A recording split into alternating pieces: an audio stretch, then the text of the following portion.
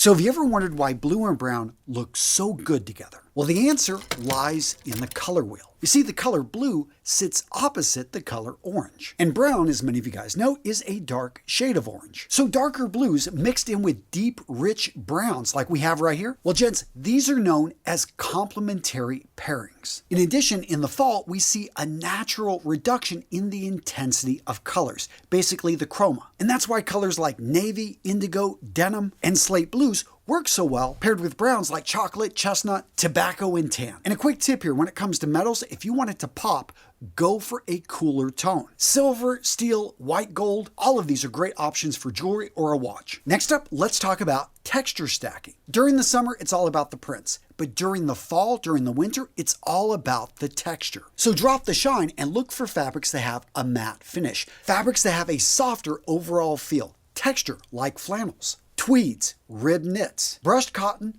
moleskin, corduroy, and suede. Now, does that mean there's no room for smooth fabrics? No. You want to have them, but usually as one of your base layers, like a shirt. And then the layer you throw on top should be more of the insulating layer. Garments like cardigans, sweater jackets, V-necks, quarter zips. Not only do these bring in texture, but they also allow the lower layer to be able to show. Now for that third layer, maybe throw on a suede jacket, a leather jacket, a denim jacket, or maybe even a tweed jacket. Now really quick, let's talk trousers, aka your pants. So of course the default for a lot of us is denim, but guys, you got options. In particular, flannels. Now when I say flannel, what I'm talking about is a brushed fabric. These are going to be soft to the touch, and they're usually made either from cotton or wool. Wool being usually for the more formal versions. Cotton I like because it's durable and usually a little bit more affordable. Now the key here is to keep it in a color that's going to work with everything in your wardrobe. And for that reason, I love various shades of gray. Browns work well, but don't be afraid to bring in olive, and if you're a little bit more adventurous, even burgundy. Seriously, you'd be surprised how many things work with burgundy trousers. Case in point, these brogue boots right here. Now let me know in the comments below, but which color do you think is going to work better with burgundy? Now for me personally, I would go with the darker pair. However, I see why people would vote for this pair because they would pop a bit more, have higher contrast. In any case, gents, that takes us to our next fall hack to step up your style. Slip into a pair of boots. And gents, if you're in the market for a pair, look no further than today's sponsor, Thursday Boots. Now gents, for years, I've been talking about Thursday Boots because these guys make stylish, classic boots that are timeless in style and at a fair price. Seriously, get over to their website, look at the reviews. What do people say? They love the quality, they love the style, they love the price that they paid. Now the pair I have right here, this is their classic Chelsea. It's a Cavalier. This one you can dress up, you can dress down. That being said, if you want a Chelsea that's a bit more rugged, check out their Legend line. Not only are these going to be made a little bit larger, a little bit with heavier materials, they also come with a heavy-duty sole that's Blake stitch, meaning that it can be repaired and resoled. But yeah, these boots right here are rugged, resilient, and perfect for winter wear. Now, if you're looking for comfort, a pair of boots that you can wear 16 hours in a day, look at their Diplomats. This is a classic moccasin-style boot. They're also really great for walking and hiking, incredibly comfortable and lightweight. That being said, if I had to recommend one style, it would be their classic laced Captain. I've put probably close to 1,000 miles on my original pair. Gents, you could wear this with a sports jacket and jeans. You can wear this with, a t-shirt and jeans. But seriously, guys, boots, for them, that's where it's at. And if you're looking at another pair, great for the fall, Chukkas. Boots like this, incredibly comfortable. You'll notice they don't have a very high shaft. So gents, if you're in the market for boots or any type of footwear, get over to Thursday Boots. They also have sneakers. They've got dress shoes, jackets, bags, accessories. Gents, I'm linking to all the boots I've shown you in the last few minutes down below, so go check them out over at Thursday Boots. Now, earlier I talked a little bit about outerwear, but really when it comes to outerwear, what I love about fall is all the options you've got that are relatively lightweight that you can layer over a sweater. Jackets like field jackets, chore jackets, waxed jackets. You can even bring in a safari jacket. And if you're looking to get really fancy, even a top coat. But seriously, gents, keeping it a little bit more casual, the field jacket, that chore jacket, those wax jackets, you're going to find with these type of coats, they're usually not heavy duty enough for full winter wear, but layered with a shirt and sweater,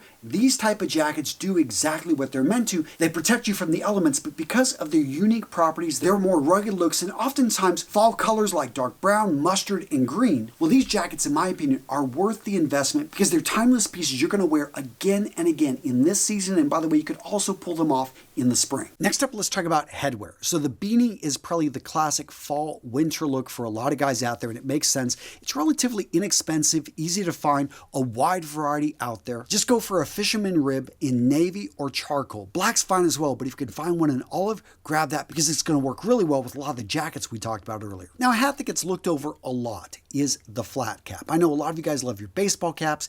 If you're already wearing a baseball cap, you're used to wearing something on your head.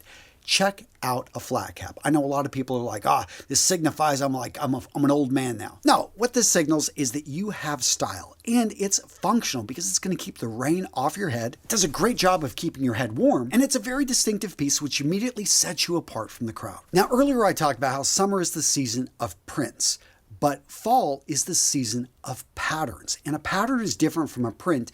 The patterns I'm referring to are actually created in the fabric by the way the yarns are sewn. Now, the patterns I'm going to be talking about are herringbone, houndstooth, and donegal. Now, the herringbone pattern gets its name from herring bones. It looks like fish bones, or at least it did to somebody. And this is one of the easiest patterns to wear because from a distance, it actually looks like a solid. Then you get up close and you start to see it in there. You'll see herringbone in shirts, you'll see it in jackets, occasionally in trousers, even in suiting. I personally love it, and one of the reasons it works so well for this time of the year is it's a very tight weave, one of the tightest weaves out there. So any garment made from herringbone naturally is going to be both wind and water resistant. Now, houndstooth is a little bit louder of a pattern, especially with the colors often used. We're going to see higher contrast. The pattern itself is a little bit larger, easier to spot from a distance. We see this usually in jackets, but occasionally in accessories. This is a little bit more of an advanced fabric, but if you love jackets, you want to have a classic houndstooth jacket for the fall and winter. It's just a staple when it comes to sports jackets. Last, let's talk donegal. So there is an official definition, but